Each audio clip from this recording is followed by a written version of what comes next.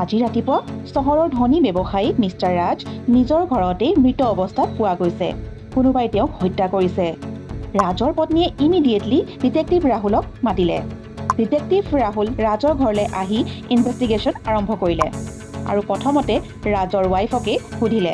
Mister ৰাজৰ ৱাইফে ক'লে, মই ৰাতিপুৱা ৰুমলৈ আহি তেওঁক মৃত দেখিছোঁ আৰু কাকো এই বিষয়ে নকৈ ইমিডিয়েটলি আপোনাক কল কৰিছোঁ। সেই সময়ত আৰু দুজন লোক ঘৰতে আছিল। এজন আছিল বাগিচাৰ মালিক। তেওঁ ক'লে, ছাৰ বহুত ভাল মানুহ আছিল, আমাক বহুত মৰম কৰিছিল। আনজন আছিলে ৰান্ধনী। তেওঁ ক'লে, মই ছাৰৰ বিষয়ে বিশেষ নাজানো, কিন্তু তেওঁ জুতি লগাই বিভিন্ন খাদ্য খাই বৰ ভাল পায়। চ' আপোনালোকে কি ভাবে, কোনে হত্যা কৰিলে বাৰু মিষ্টাৰ ৰাজক, মালিকজনে নে ৰান্ধনীজনে?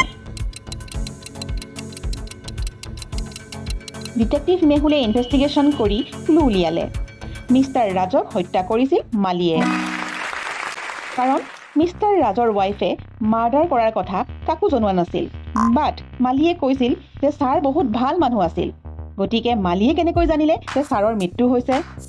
চ' কেছ ছল্ভ। ভিডিঅ'টো চাই কেনেকুৱা লাগিল আপোনালোকৰ? ডিটেক্টিভ মেহুলৰ অসমীয়া চেনেলটো লাইক, শ্বেয়াৰ, ছাবস্ক্ৰাইব কৰিব আৰু নেক্সট এপিছড চাবলৈ নাপাহৰিব।